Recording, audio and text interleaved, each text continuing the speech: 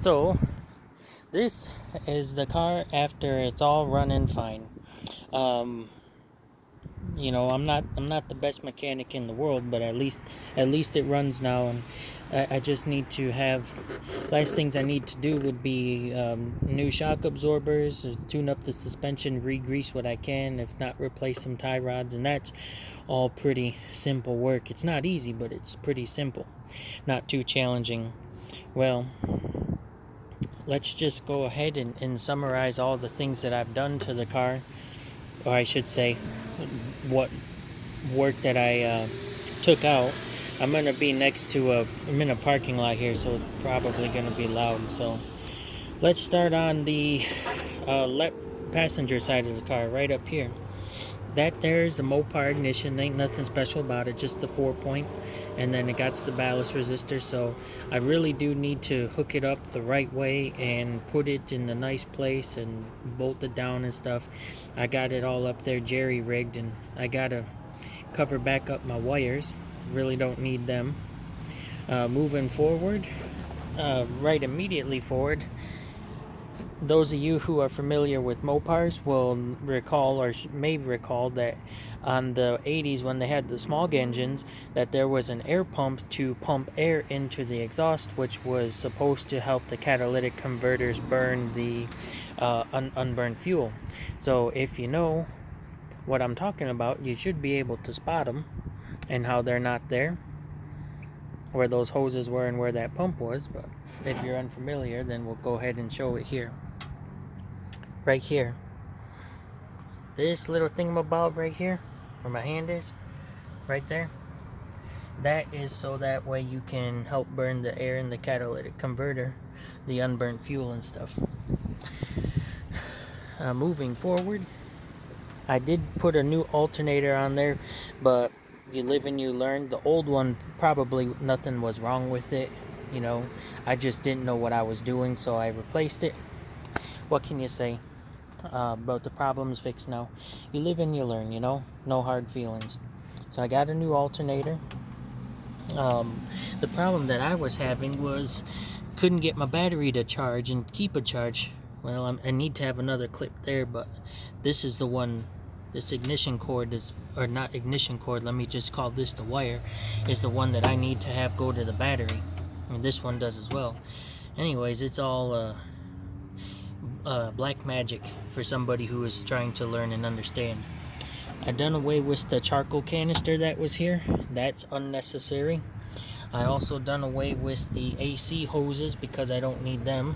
I gotta find something to plug those with though. I don't like how that's open, but I like how it's freed up the space here. Lastly, I also need to, well, I'm gonna take the AC out. But anyways, moving on over to the other side, the Optima red top battery. Let me tell you, these are some good batteries. You can go 20 miles on a full battery before it dies, and that's what I had thought was the problem. One of the original problems that the car had was the ignition timing and how it would not run right. And I think that this is really cool about Chrysler stuff. Is let me focus in on the harmonic balancer there. I just used the silver Sharpie and marked it right there. And that means that my first piston number 1, is at top dead center, which is right here. So that is good to see. That also means that my distributor, if you don't know, the distributor is pointing all along this wire here, which goes up back there. It's pointing forward. That's how distributors work. I put new spark plugs in there. I put Champion spark plugs in there. I don't know if you can see them.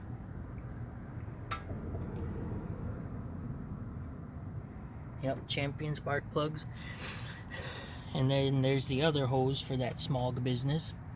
Now, you have to love Chrysler electronics and how they wired all of this stuff up.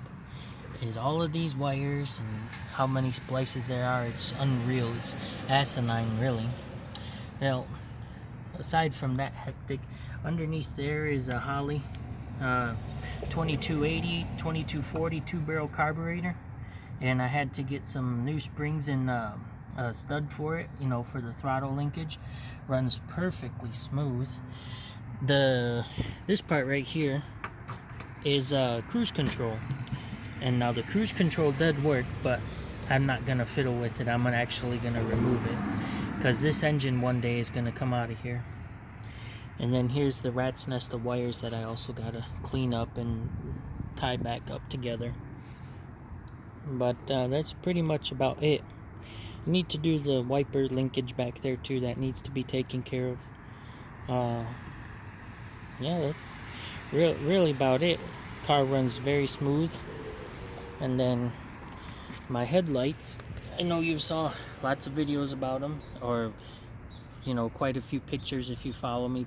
Probably not, because my videos don't have any tags in them. But new Sylvania low beam. I gotta get high beams, but I'm not really driving this thing right now. That's a good shot. I love that image. I love the grill on these old M bodies. A lot of detail in them. But the car is level, it runs smooth, needs an alignment, needs brake jobs, but it runs real good. Still has the original liner up there.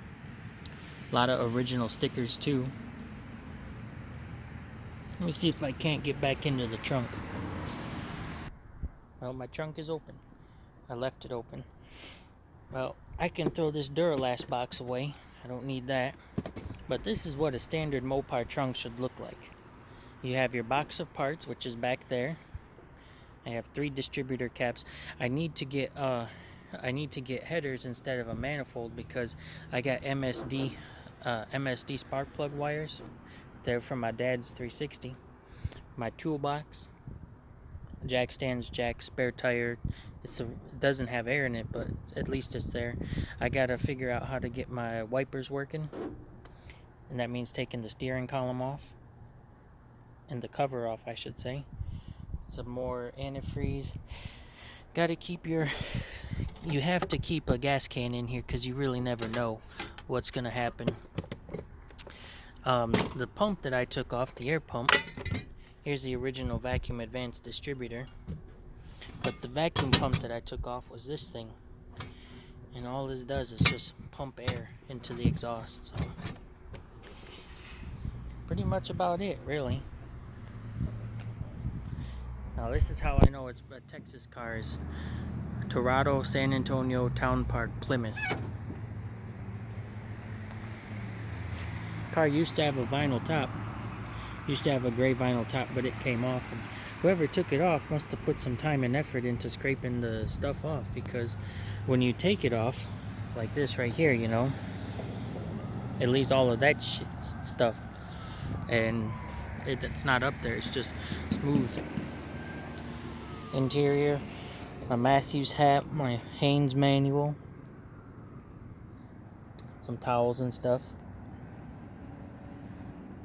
I need a shampoo in the back, but other than that, she's running real smooth. Running real smooth and real enjoyable.